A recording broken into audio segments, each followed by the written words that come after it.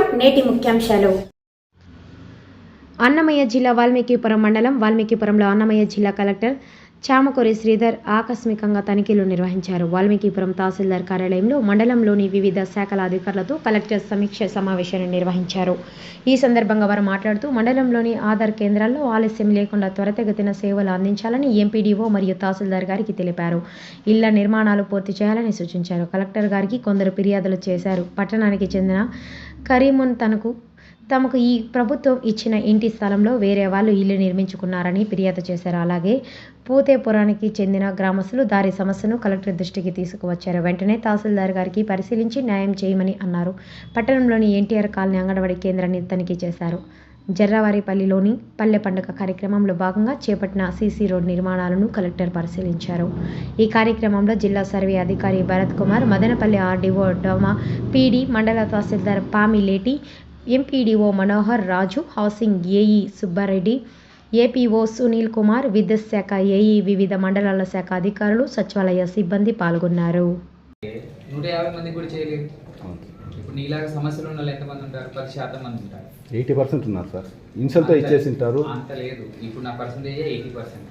నేను ఇప్పుడు మన జిల్లా మొత్తంలో 80% అపార్ జనరేట్ అయింది. నీకుండే 20%.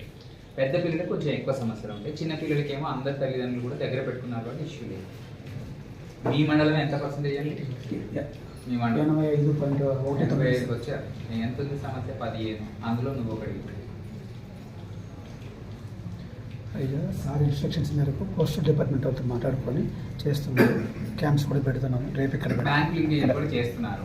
సరే, మనము టీచర్లకి ఇలా అలా అని చెప్పలేము.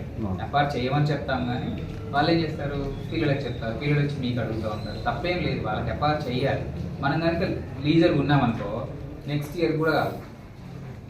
సరే, ఇప్పుడు మీ పిల్లాడు వచ్చి నీతో గొడవ పడ్డాడు, నువ్వేం చేస్తావు? ఒరే నీకేం కావాలరా అని తీసుకుపోయి ఆధార్లో చేయించావా? లేదా? చేయించాం. మరి ఆధార్ అయినా పెండింగ్ నీ ఉన్నది. ఇప్పుడు ఆ ఆధార్ మనం అప్డేట్ చేసిన ఆధార్ జిరాక్స్ కాపీ ఎత్తుకొని పోయిస్తే స్కూల్లో వాళ్ళు అది యాక్సెప్ట్ చేయడం అంటే జిరాక్స్ ఏమైనా తప్పు చేస్తారేమో. అది ఓకే, ఆన్లైన్లో కూడా డౌన్లోడ్ చేసుకోవచ్చు కదా. అది ఇంకా అప్డేట్ కావడం లేదు సార్. 20 డేస్ పైన పడతా ఉంది. ఒక ఆధార్ కార్డు ఇచ్చింది డ్రాఫ్ట్. అవును సార్, డ్రాఫ్ట్ యాక్సెప్ట్ చేయరు. అది ఫైనలైజ్ అయినాక మనమే డౌన్లోడ్ చేసుకోవచ్చు. ఇది హార్డ్ కాపీ రాకుండా డౌన్లోడ్ చేసుకోవచ్చు. అది ఇస్తే సరిపోతుంది. డ్రాఫ్ట్ యాక్సెప్ట్ చేయరు. ఓకే, ఎనీ అదర్ థింగ్ అంతే లో ఉన్నాయి. దాంతోపాటు ఇప్పుడు పిల్లలకు అపార్ ఐడి ప్రతి 1వ తరగతి నుంచి 12వ తరగతి పిల్లడికి అపార్ ఐడి ఇస్తున్నారు.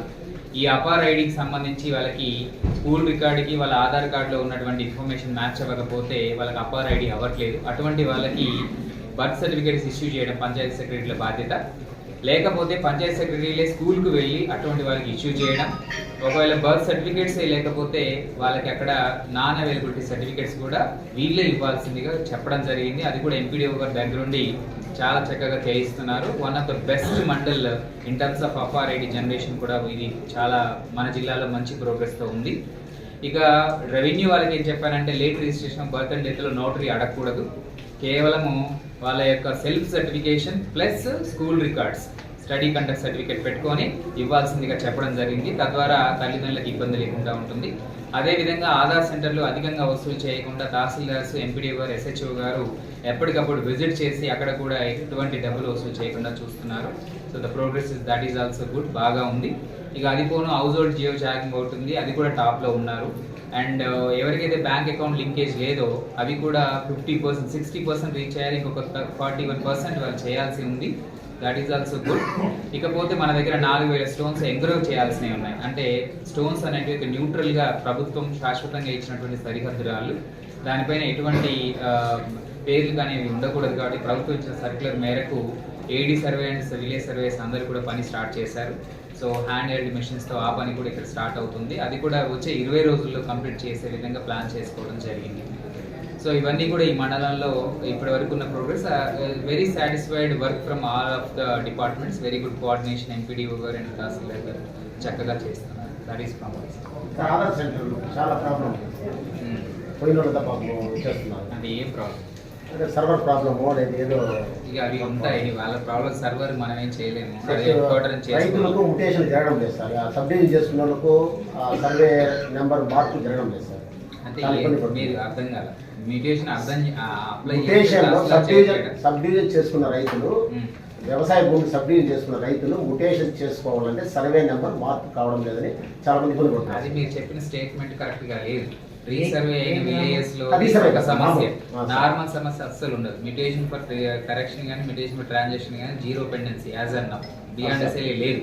మీరు అన్న కేసు ఏదైనా సింగిల్ కేసు ఉంటే డీటెయిల్స్ ఇవన్నీ పరిశీలిస్తారు. ఇచ్చాను సార్, సార్ చెప్పి ఇచ్చాము. మీ సబ్ డివిజన్ సబ్ డివిజన్ ఇచ్చాము. సబ్ డివిజన్ అడిగిందా సార్? సబ్ డివిజన్ మన ఫీల్డ్కి వెళ్తుంటే అయిపోయింది, సబ్ డివిజన్ అయిపోయిన తర్వాత ముటేషన్ కోసం ఇచ్చాను. మీరు ఆన్లైన్ అప్లికేషన్ పెట్టిందా?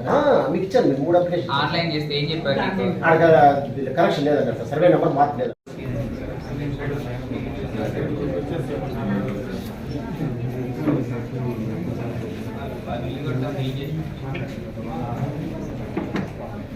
తహసీల్దార్కి ఆల్రెడీ చెప్పాను.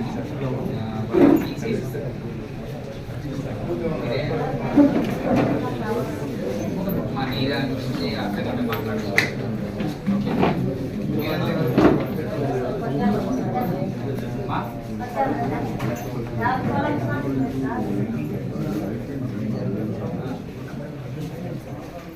ఒక పూర్వం అబ్దుల్ పెట్టాడు కనుక మీకే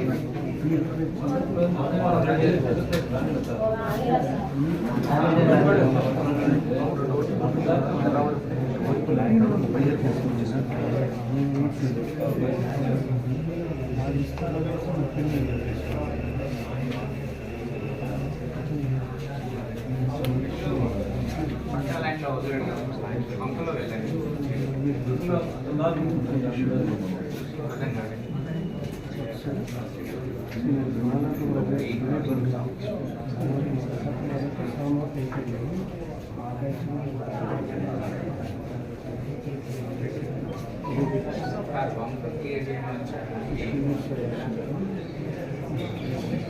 వరి ఉందన్నావు.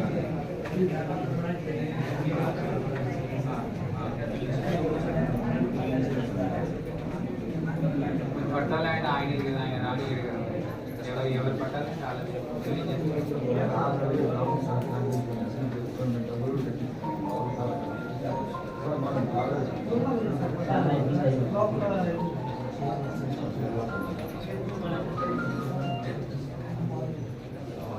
అది చేసి ఇది ఏంటంటే ఎప్పటి నుంచో చెప్పండి చెప్పండి మళ్ళీ మీరు సప్లై ఏం చేయాలి చెప్పండి. చెప్పి ఈ దగ్గర డబ్బులు ఏమైనా ఇప్పించేసి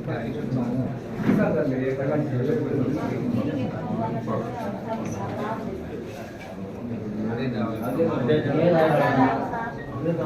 సరే అమ్మా, అది మనది కాదు, ప్రైవేట్. ఆయనతో మాట్లాడి తహసీల్దార్ గారు మాట్లాడి డబ్బులు ఇచ్చి సాల్వ్ చేస్తారు. ఓకేనా?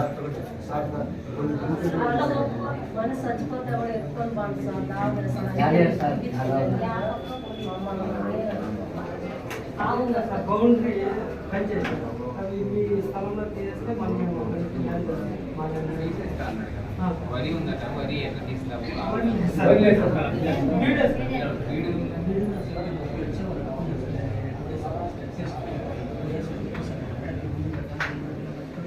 జేసీబీ పెక్కులు కొట్టవాలి. అదైతే అయితే మీరు ఇట్లా మాట్లాడిస్తే ఎవడెందుకు ఇంటాడు?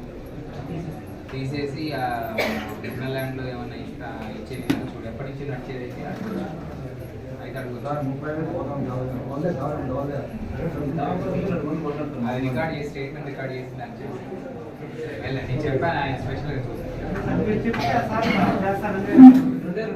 చేస్తారా? బాగానే చేస్తారు, కొంచెం సీరియస్గా తీసుకొని ఆయన గూల కొడితే ఆడితే ఆడిపోతారు. ఉన్నది కూడా ఈ చట్ట ప్రకారం పైన నుంచి నడుస్తుంది. మళ్ళీ నేను ఆడది వాళ్ళు